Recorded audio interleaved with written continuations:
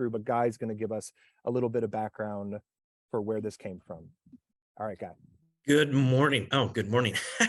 It's been a long day. Good evening, everyone. My name is Guy Smith. I'm the Executive Director for Milwaukee County Parks. Really pleased to have all of you on here tonight. And this is timely. Over the last 2 weeks, we've been spending a lot of time with the county executive and county board supervisors and the community doing town halls to talk about the budget. So the county executive will be providing his budget on October 1st to the county board, and then deliberations with the finance committee and others will continue from October into mid-November when the budget will be finalized. So looking forward to that and your input in the future sessions. The county supervisors will be doing town halls coming up. So I wanted to provide a little bit of background. Again, there's a lot of folks on this call. There's over 100 people that signed up. I think that's amazing, especially for a virtual meeting. And so I'm going to give a little bit of the impetus behind the Sinking Treasure report. Jeremy Lucas, who's our Director of Administration and Planning, will actually be talking about our difficult fiscal situation that we currently face and face in the future. And then Rob Henken, the president of the Wisconsin Policy Forum, will also be looking at peer agencies and other communities with some novel ideas that we want you to consider. So as we embarked on this journey with Mr. Henken and his team at the Wisconsin Policy Forum, it really was in 2020, in the heart of the pandemic laid bare the true challenges of our park system, the $500 million in deferred maintenance, and a woefully under-resourced operating budget. It was blatantly obvious that bubblegum, duct tape, and string cannot continue to keep the park system together. So due to the uncertainty of the pandemic, the Milwaukee County Budget Office was forecasting a $10 million deficit for the parks operating budget just in 2020. So this meant that contracts were frozen, buying commodities and services were frozen, and even more dire, staffing was frozen. 212 of our 240 full-time staff were on work share for at least one shift per week, and over 90 plus of our non-operations field staff worked at least 1 to 2 shifts a week, mowing, picking litter, etc., and just trying to keep our park system going. It was all hands on deck, and I'm really pleased that we were able to work with our staff, work with volunteers, having our friends groups and other support groups continuing to support us. And even there were 5 friends groups that were born during the pandemic. In 2020, we were only able to bring on 185 seasonal staff, when in a normal year, we would have upwards of 900 seasonal staff. This was due to we were only able to bring on staff to bring in revenue. All other staff we were not able to bring on. Right at this time, Mr. David Crowley became county executive. And one of the first things that I discussed with the county executive and his chief of staff was the lack of sustainable funding for parks. I pitched the idea that we work with the Wisconsin Policy Forum to look at sustainable funding models locally and across the nation. The county executive was very supportive, and away we went with the steering committee, including the county executive, Chairwoman Nicholson, Supervisor Wasserman, who's the chair of the Parks Committee, and so many other folks. We also had a robust stakeholders group that included over 30 people. I'm so impressed that we had folks engaged and that were active in this process all along the way. And today, we want feedback from you in the entire community. Ideally, we would love to hone down the various options that Rob will present to us, hopefully down to 2 to 3. We will then do a phase 2 report that will really dive into the dollars and cents, and then the reality of the logistics to make some of these options a reality. I also want to point out that it's really key that you take the survey later this evening that Tony Gyron, our engagement manager, will provide to you, because that input will help us help hone in and make some decisions. So at this point, I'd like to turn over the presentation to Jeremy Lucas, our administration and planning director. And I leave him in your capable hands, Jeremy. All right. Good evening, everyone. I'm so excited that so many people are here to join us. I am Jeremy Lucas. I'm the Director of Administration and Planning for Milwaukee County Parks. And I'm just going to set the table a little bit for everyone here regarding the finances and how, we came to be where we're at, and kind of how the problems that persist and how we're trying to solve them through the research of the Wisconsin Policy Forum. So let's just get started. All right. As Director Smith mentioned, in 2020, he reminded me I had a physical reaction there to all of those things that we had to go through during the pandemic to make sure that we could still provide services and get the most out of what we could with our staff and our resources. And so then shortly after, in the spring of 2021, the executive, David Crowley, warned if current trends continue, there may be no property tax levy available to support the parks by 2027. I mean, how, I'm sure many of you are asking yourself, like, how can that be? How can that be? And exactly what would that mean? So I hope to kind of answer those two questions for you as we move along tonight. So biggest picture, getting all the way up as high as we can here. Milwaukee County is a unit of the state of Wisconsin. So the state is divided into counties, and the counties are entrusted by the state to do specific things on their behalf. And those services are really broken kind of into two groups, mandated services and non-mandated services. When you want to get really deep into state statute, those things that the state requires the counties to do, those are designated with shall. Milwaukee County shall, service the court system. Milwaukee County shall provide child support services. Things that we have discretion on as a county to do are non-mandated services and are usually designated with may.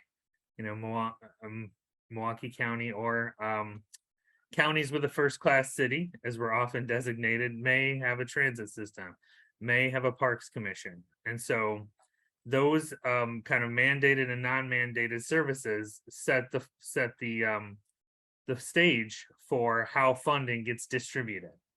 So as you'll see there, that the things that included in mandated would be like the district attorney, elections, courts, House of Corrections, and most notably, the biggest part of the county budget is health and human services. Things that are not required, but we have decided to do as quality of life and just essential for our citizens, include parks, transit, and zoo. So in return for providing those services, the state gives aids and funding back to the counties to execute those. So I was able to borrow this slide from the county executive's presentation. Here are the trends in state aid to Milwaukee County. So you can see that since, maybe 2010, 2011, pretty much all of those aids have remained flat. So that's, general transportation aids, shared revenue, mass transit operating assistance. So a lot of these have basically been the same number, not adjusted for inflation or anything, since over about a decade ago. So as we've come to realize a little bit more lately, like the cost of goods and services rises over time. So as those expenses for mandated services have grown, the cost of providing those services have become more expensive, and those lines that return the revenue back to the county haven't increased at the same rate or at all. You can see here that the percentage of the overall county property tax levy that has gone to the Parks Department has shrunk. And that's because we as a county are required to do those things. And when the funding doesn't match, we need to dip into our local funding revenue source to fund those services. So over time, the parks percentage of the total county budget has shrunk, and we as Parks Department have kept our budget flat by replacing the money that used to come from tax levy with other revenues. So I have a chart here for, our non-levy revenue starting in 1989. So our revenue has increased by 122%, while our tax levy support has dropped by 31. So we fund the Parks Department with over 50% of non-levy revenue, which is, unheard of for a park system our size and for most park systems across the country. If our budget had kept pace with inflation, we would have about an $88 million budget. So that is, double than what we have now. And so we have managed to kind of keep pace by coming up with new revenue sources. That means, some of our beer gardens, our marina, different fees for services. We have been able to get grants for certain things. So it's a kudos to the park staff from, the past 25, 30 years on their ingenuity to be able to keep a level set budget for the department over time. So as Guy Smith mentioned, we can't keep on this path. If we keep going, there will be no levy for the Milwaukee County Parks Department. And so what exactly does that mean? So here is a little chart of our 2022 budget, broken down kind of into large categories for expenditures and revenue. So you'll see that personnel costs are about 20.5 million, and our tax levy is just under 19. So in that scenario, right now the tax levy doesn't even cover the staffing. So reducing the levy would mean that parks would only have a budget for half of the existing operations. So, you could either cut all expenditures, cut all revenues, or a more likely scenario would include a combination of reducing expenditures and increasing revenues by about 3.7 every year for 5 years. So that means we would need to cut 1.9 in expenditures and add 1.9 million in revenue. And just to lay that out for you, about 31 FTE is equivalent to 1.9 million in expenditure reduction. So that would be like cutting our trades in year 1, the South Region operations in year 2, the forestry staff in year 3, the finance, marketing, and park rangers in year 4, and so on. There's no coincidence to the fact that my team got cut last, by the way. It's just how that ended up working.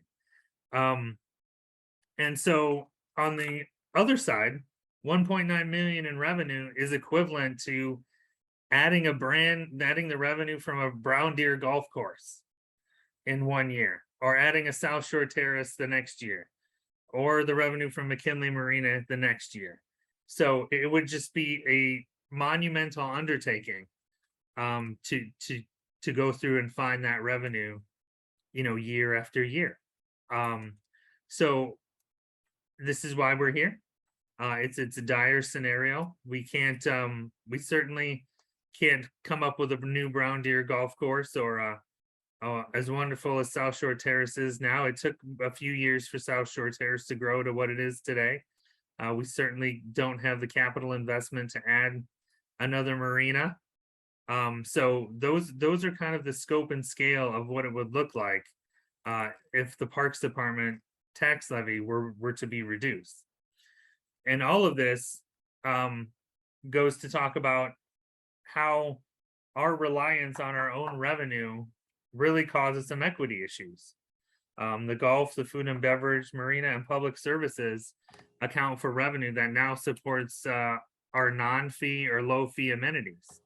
The Oak Leaf Trail is complete tax levy. Community centers, aquatics, all of our natural areas, and even just general park operations are subsidized in part by the revenues that come in from our revenue generating divisions.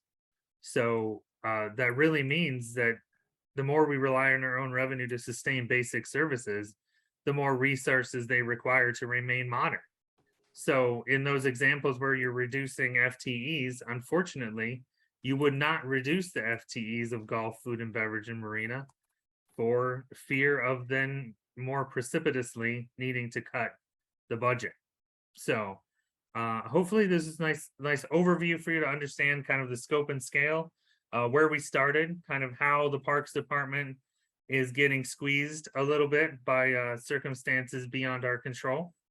And, you know, in the spring of 21, the executive warned there may be no property tax levy available to support the parks by 2027. That's not very far. So now is the time to plan and address this critical issue.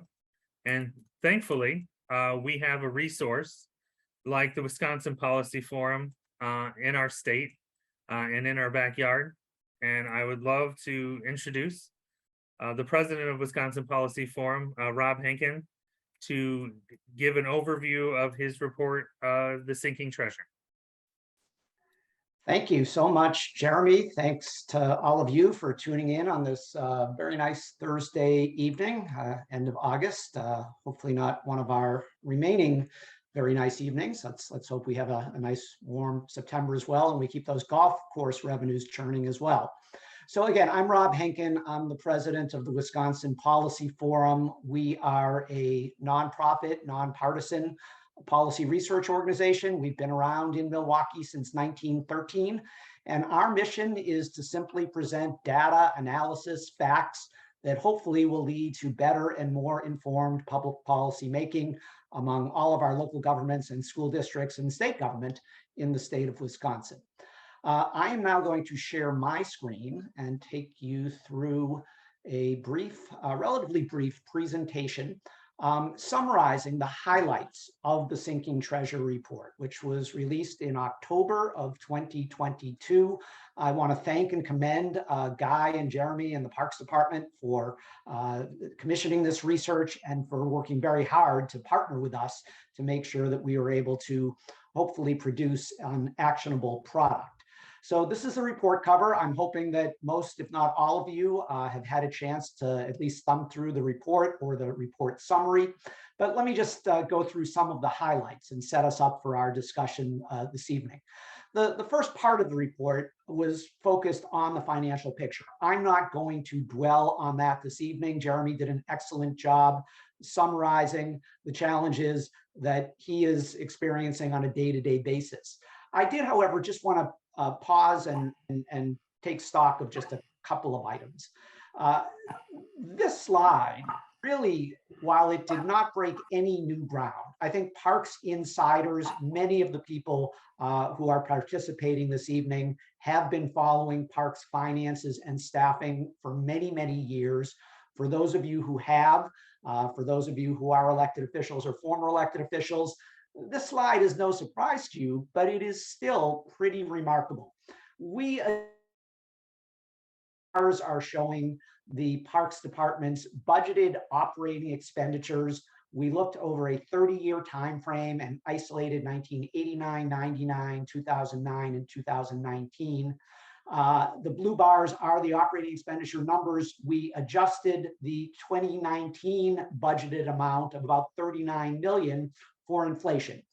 Jeremy already gave you that perspective, but if we had not adjusted these numbers, what is just simply remarkable to me is that the Parks Department operating budget in 1989 of, I believe it was actually about $37 million, was virtually identical to the Parks Department operating budget in 2019. So think about that. Think about how the cost of paying for commodities and staff and fringe benefits and upkeep and all of the additional responsibilities that the Parks Department has taken on over these 30 years, what that has meant. Yet at the same time, the budget without adjusting for inflation was identical. So that is clearly eye-opening. What is also eye-opening here is the loss of staff. So whereas in 1989, the Parks Department had just over 1,000 full-time equivalent positions, that number had dropped to just over 400 by 2019. So again, that was not necessarily anything new and different that we uncovered. I think a perspective, however, that was relatively new and different, other than to those who had really been following this closely, is just how much the revenue mix supporting the Parks Department had changed over this 30-year period. Whereas in 1989, 74% of that operating budget was resourced via the county property tax levy. By 2019, only 43% was. 56% was other revenues, mostly earned revenues, as Jeremy described. And so that's both a good news and a bad news story. I would concur with Jeremy's praise for Parks Department leaders over the years for having the ingenuity to find new and different ways to earn revenues, to try to put those Band-Aids on parks operations over the year, as the levy certainly didn't grow with inflation, and in some years actually diminished from year to year in non-inflation adjusted terms. However, there's a trade-off there, because the more you are reliant on earned revenues, the more you create some challenges to your overall mission of providing unfettered public access to the true treasures that exist within our county parks. And so Jeremy touched on that a little bit in terms of equity issues. I'll touch on it a little bit more in just a moment. This shows in 2019 the breakdown of where those Parks Department expenditures went in terms of some of the major categories. This is not the whole thing. What this slide is simply intended to point out is that really the way things have transformed over the years, as not necessarily by choice, but by necessity, the Parks Department has had to rely more and more on earned revenues, fees for things like golf and aquatics, rentals, etc. That has also impacted where it has had to spend its money. Now, in an ideal world, to the extent that you have amenities that you are relying upon to generate revenue, those amenities would actually at least produce as much revenue as it costs to maintain them. That simply isn't possible in the parks, nor perhaps should it be. We don't want to overprice many of these revenue generating amenities so that we don't guarantee public access. So there is levy going into some of those revenue generating amenities. The only ones that as a group do not require a property tax levy expenditure are golf and boating. But even within golf, there are some golf courses that are profitable, some that are not. Parks upkeep is the money that the department ideally needs to spend and is spending on just maintaining, making sure the grass is mowed, making sure that the trails are well kept, making sure that the ball fields are manicured. The things that are necessary to ensure that the amenities that are not necessarily generating revenues are available and useful for the general public. Only $7.2 million per year. Think about the size of the park system and the number of parks. Only $7.2 million per year of expenditures are going for that purpose. So that creates some issues. In our fiscal section of the report, we ended with a bunch of takeaways. I'm just going to summarize a few of them.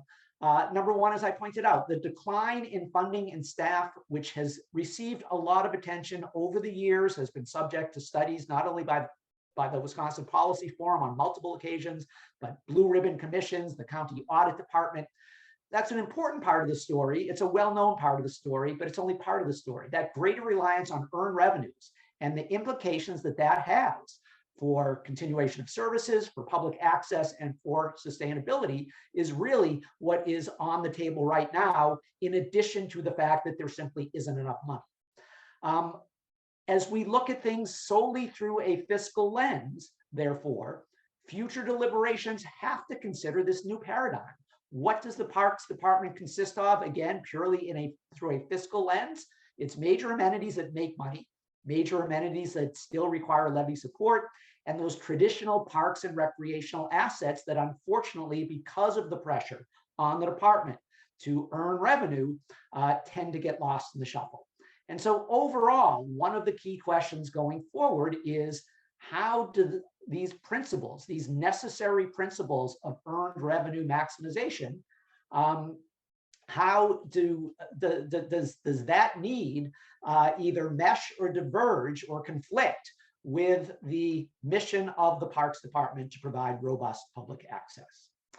So to try to get some insight into how other parks departments across the country have, and even within the state of Wisconsin, have addressed some of these challenges, we started off with a long list of quote unquote peers. We whittled that down, and we ultimately chose a subset of 6 that we thought had some elements that may be worthy of consideration based on our analysis of Milwaukee County Parks' financial challenges and programmatic challenges. So I want to review those with you. After I do that, when we break out into into discussion groups, we're going to focus on some of the policy options that we developed as we explored these peer park systems. So one of the ones that we looked at was the Minneapolis Parks and Recreation Board. This is a separate freestanding parks district that provides over parks in the city of Minneapolis. So these are not county parks, these are city parks in Minneapolis.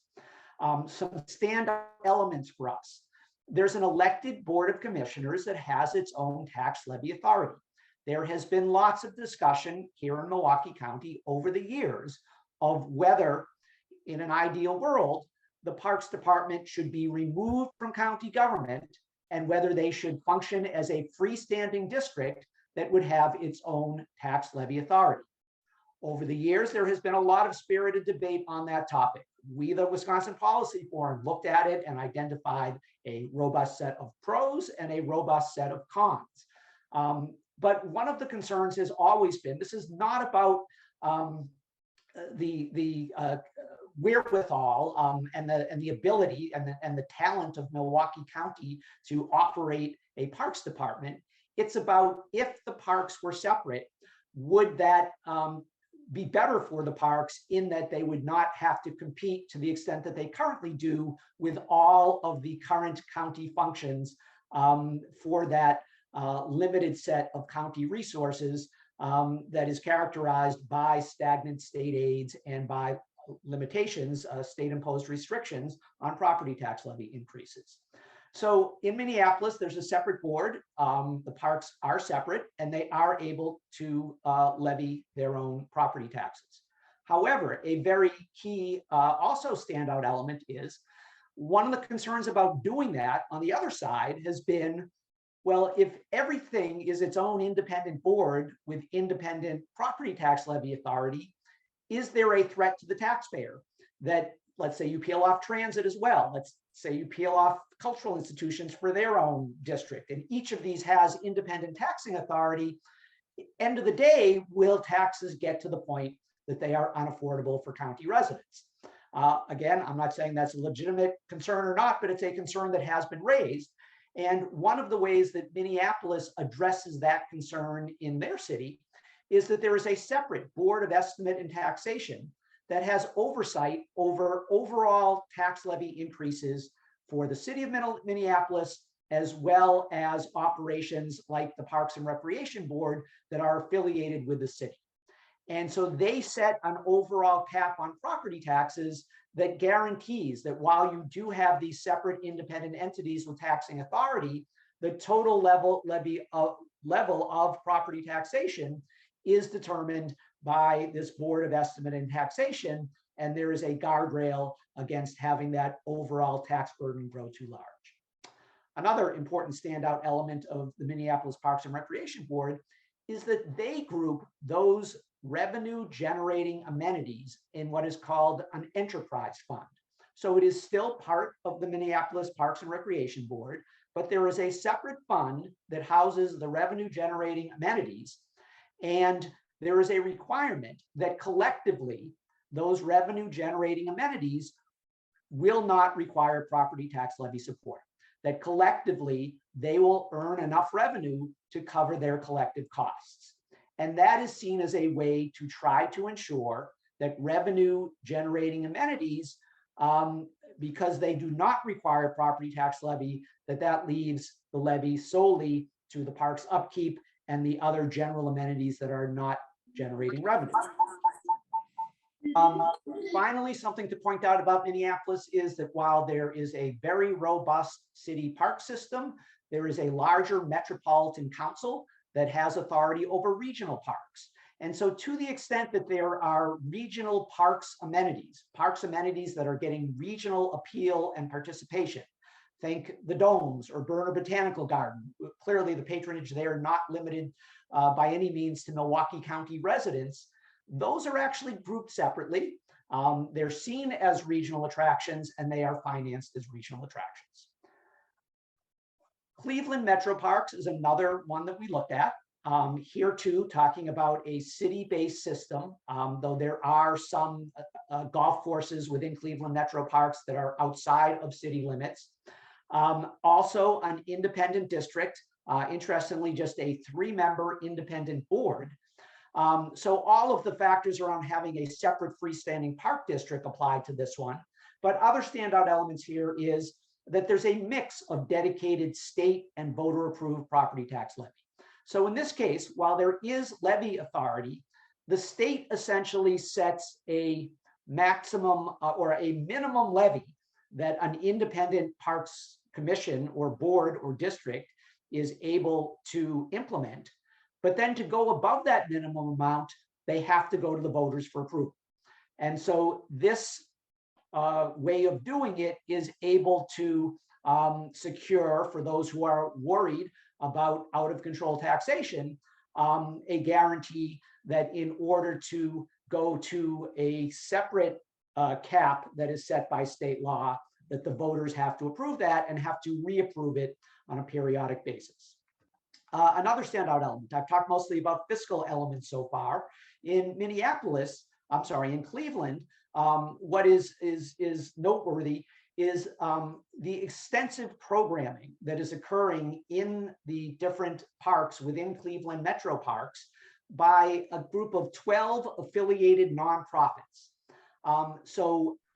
Metro Parks facilities are used, but outside entities, nonprofit entities are conducting the programming, and they are also contributing to the upkeep of the facilities that they are using. They are setting their own fees for participation, and they have to ensure that they are generating sufficient revenue so that they can also participate in the upkeep.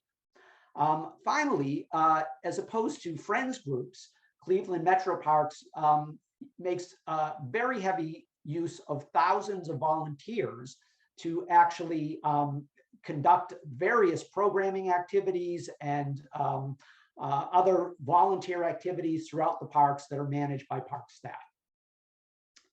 Let me move now closer to home to Dane County. We looked at the Dane County Land and Water Resources Department. So this is another Wisconsin County Parks Department that is subject to the same fiscal restrictions that the Milwaukee County Parks are subject to. What we found interesting about Dane County, however, is the fact that their Parks Department is essentially housed in a larger Land and Resources Department. The emphasis of the county parks, because there is a very robust City of Madison Park Department that we'll talk about in just a moment, but we have parks housed essentially within the county's Environmental Protection Agency, and it is the environmental elements of the parks as green space, as flood control entities and management entities, and so on, that is really paramount in Dane County. And the ability to be in a larger department means that not only the recreational aspects of the parks, but the environmental aspects, again, are viewed within a larger Land and Water Resources Department. Now, how is that potentially relevant to Milwaukee County? Well, the way it is organized in Dane County suggests to us some potential to potentially expand the relationship and partnership between the Milwaukee County Parks and the Milwaukee Metropolitan Sewerage District, which in many respects functions as our region's environmental protection agency. Another standout element about Dane County, they have an advisory park commission. The old timers on the call will know that Milwaukee County, once upon a time, had a very robust and influential citizen advisory commission, but that was disbanded back in the 1980s. In Dane County, you actually have citizens making decisions and providing guidance on issues like setting parks fees. Establishment of new fees in the Milwaukee County Parks has been a very controversial element over the years. I'm not here to argue whether certain proposals for new fees were good ideas or bad ideas, but I think what we would observe is that there's always a political tint to those types of discussions. It's not only about whether the fee is needed and whether it's fair and equitable and whether it will be effective, but it also is about which elected official perhaps is proposing the fee. In Dane County, they get the elected officials out of the fee setting to some extent, and they house that with a citizen board to weigh in on any fee implementation or increases. Dane County too relies heavily on friends groups, but also volunteers. And also they have an interesting way of allowing citizens to apply for fee waivers. We think that's a noteworthy consideration to the extent that reliance on fees is just going to continue to have to grow because of the fiscal challenges. Perhaps there needs to be more of an effort to establish an approach like Dane County's with regard to fee waivers. I'll go more quickly through these last three. Seattle Parks and Recreation, we didn't take as close a look at, but some interesting elements. Again, it's a city parks and recreation department. Interestingly, they formed a separate park district about 6 years ago, but essentially they only did so for the sole purpose of having that park district levy a dedicated property tax. So you would say to yourself, well, why? Why would they do that? I think they had some of the concerns that have been raised here in Milwaukee County over the years about the prospect of a dedicated property or sales tax to support the parks, that if the parks are still housed in county government, that somehow those funds are going to be commingled and somehow used for other county purposes. By creating a separate district just to collect and administer the fee, they get around that. Interestingly, the city still owns all of the land and infrastructure, still does all the operations, and the board of commissioners is the city council. But again, if that is the big challenge here with regard to a dedicated fee, this may offer some food for thought. We looked at Sonoma County, California. What stood out here was their use of a sales tax. I frankly could go on for hours about the pros and cons of sales versus property taxes. Will not bore you with that this evening, but distinctive because of the use of a sales tax, one advantage of which is the ability to tap into commuters and visitors and others who are coming and using county infrastructure and county parks who are not from Milwaukee County, but if they are buying things while they're here, then they can contribute to the cost. They still have a levy commitment, but they use a voter-approved sales tax to supplement that. And the other thing they do is they share those sales tax revenues with municipal parks departments, something that potentially could broaden the appeal of such an approach. And finally, we do have the City of Madison Parks. Here too, like in Dade County, there is a Board of Parks commissioners that sets some fees and provides oversight. But what is really the standout element here is the robust partnership between the City of Madison Parks and the Madison Metropolitan School District, which does recreation in the City of Madison, as well as other community groups to do recreational programming in parks and to also support the maintenance and upkeep and improvement of those recreational facilities. So I am going to stop there, turn things back over to Adam, and in just a moment, we'll review the policy options.